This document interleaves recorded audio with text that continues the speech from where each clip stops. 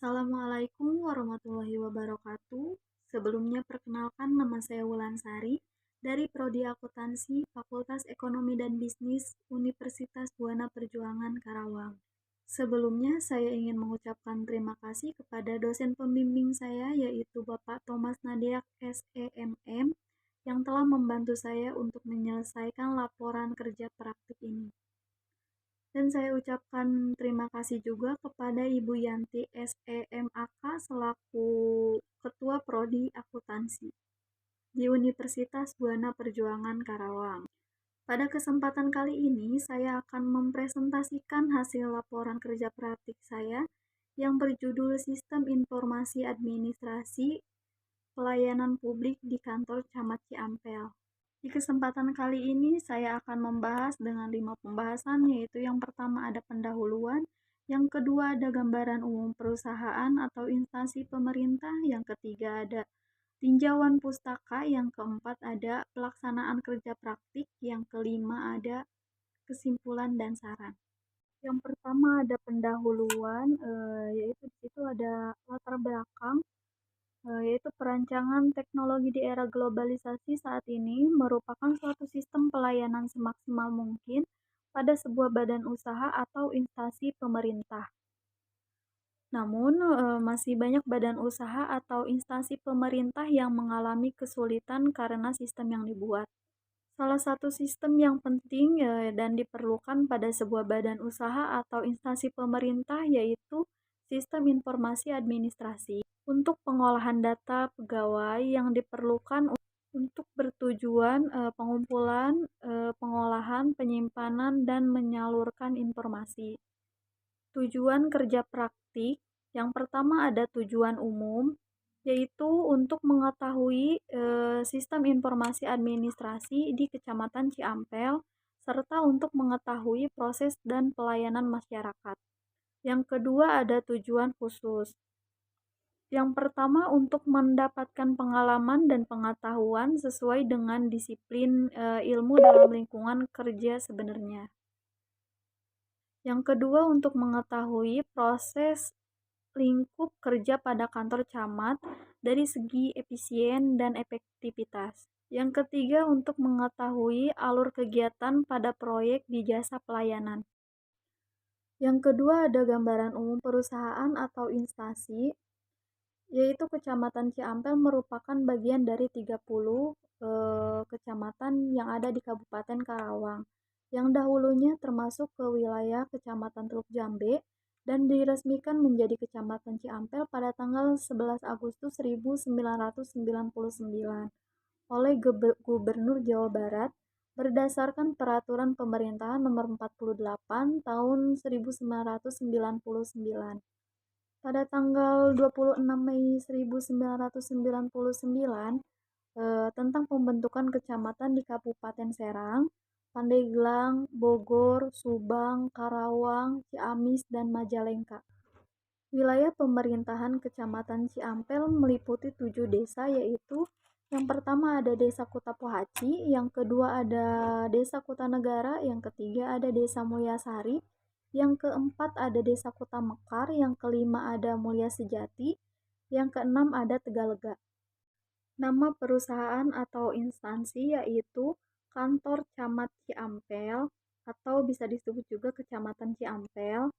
Logo perusahaan atau instansi yaitu menggunakan logo dari Kabupaten Karawang. Profil perusahaan atau instansi yaitu nama perusahaan atau instansi Kantor Camat Ciampel atau Kecamatan. Tanggal berdirinya yaitu di tanggal 11 Agustus 1999.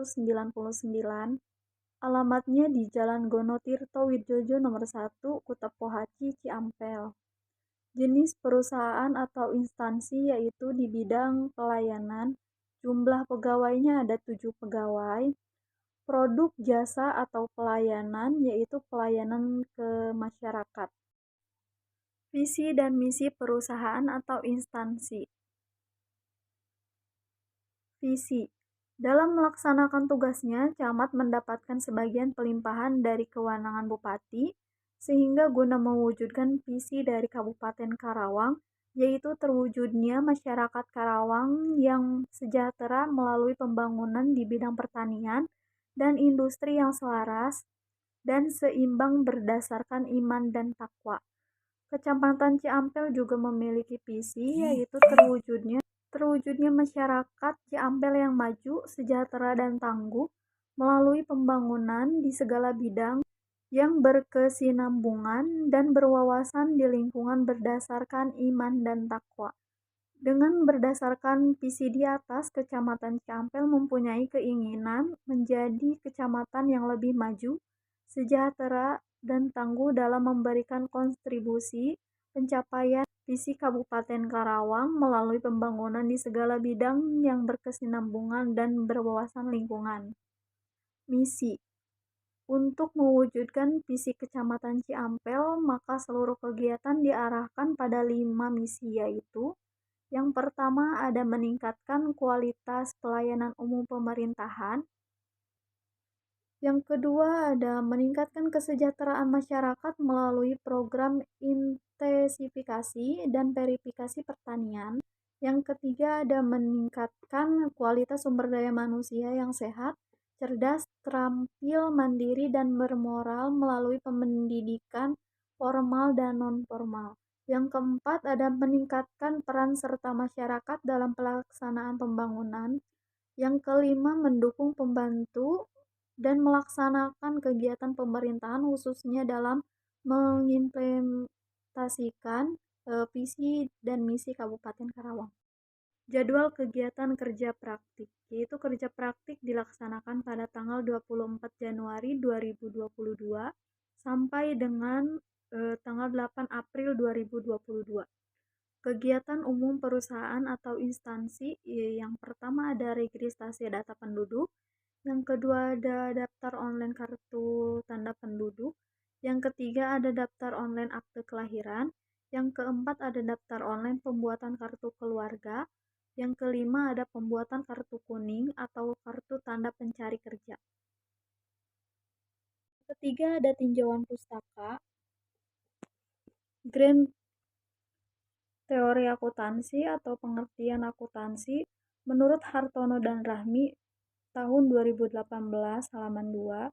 Akuntansi adalah suatu seni, dikatakan seni karena perlu kerapihan, ketelitian, dan kebersihan.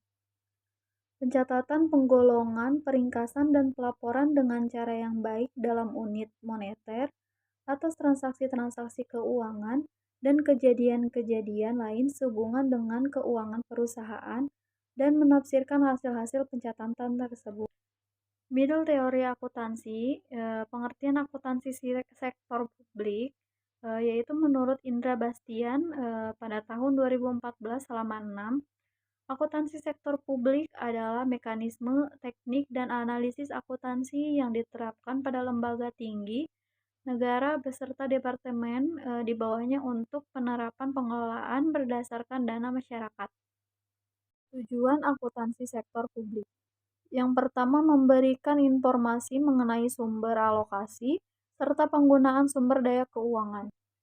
Yang kedua, menyediakan informasi yang berkaitan dengan kecukupan penerimaan periode berjalan sebagai pembiayaan semua pengeluarannya. Yang ketiga, menginformasikan jumlah sumber daya ekonomi yang digunakan untuk kegiatan entitas pembuatan laporan sekaligus hasil yang sesuai. Karakteristik akuntansi sektor publik. Akuntansi yang biasanya digunakan oleh lembaga publik atau lembaga pemerintah, hampir setiap lembaga publik dituntut untuk mengelola laporan keuangan serta maka dari itu, akuntansi sektor publik sering digunakan sebagai alat pertanggungjawaban kepada publik. Oleh karena itu, dalam prosesnya terdapat hal yang dinamakan auditing sektor publik. Jenis akuntansi sektor publik, yaitu yang pertama ada akuntansi pemerintah. Akuntansi pemerintah dalam penerapannya menggunakan data akuntansi sebagai informasi yang berkaitan dengan berbagai interaksi ekonomi dan keuangan pemerintah yang diberikan kepada pihak eksekutif, legislatif, dan masyarakat di dalamnya, yaitu mencangkup akuntansi pusat dan akuntansi daerah. Ya, yang kedua ada akuntansi sosial. Akuntansi sosial merupakan bidang akuntansi yang mencatat peristiwa ekonomi pada organisasi yang dijalankan khusus untuk lembaga makro seperti partai politik, masjid, dan berbagai lembaga masyarakat lainnya. Pelaksanaan kerja praktik, kedudukan dan koordinasi. Dalam pelaksanaan kerja praktik, penulis berkedudukan sebagai admin register dengan Bapak Agus Sugiono, APMM, selaku camat di tempat penulis mengerjakan kerja praktik. Bapak Agus Sugiono, APMM, selaku pembimbing lapangan memberikan informasi, arahan, serta bimbingan dalam mengembangkan atau melaksanakan tugas sebagai admin register. Proses pengerjaan dan koordinasi dilakukan sesuai dengan arahan dan instruksi dari Bapak Agus Sugiono APMM sesuai dengan kebutuhan dari pihak kantor camat atau Kecamatan Ciampel. Uraian pelaksanaan kerja praktik ada tugas yaitu tugas utama dan tugas pendukung. Tugas utamanya yang pertama ada registrasi data penduduk, yang kedua ada daftar online kartu tanda penduduk, yang ketiga ada daftar online akte kelahiran, yang keempat ada daftar online pembuatan kartu keluarga, yang kelima ada pembuatan kartu kuning. Untuk tugas pendukungnya yaitu orientasi pekerjaan, yang kedua ada pembukuan data akhir bulan, yang ketiga ada menghadiri acara sidang isbat perceraian warga setempat, yang keempat ada membuat surat keterangan warga pindahan, yang kelima ada membuat surat undangan untuk acara buka bersama dengan kepala desa setempat. Permasalahan dan solusi. Permasalahannya yaitu kurangnya sarana pelayanan publik untuk menyebarkan informasi tentang pelayanan pembuatan dokumen kependudukan seperti pembuatan KTP, KK, akte, dan lain-lain yang mengakibatkan lambatnya pembuatan surat-surat pengurusan biodata penduduk. Solusinya yaitu diperlukannya suatu sistem informasi administrasi pelayanan publik berbasis komputer yang memanfaatkan teknologi komputer yang dapat menyajikan informasi secara cepat dan akurat. Yang kelima ada kesimpulan dan saran.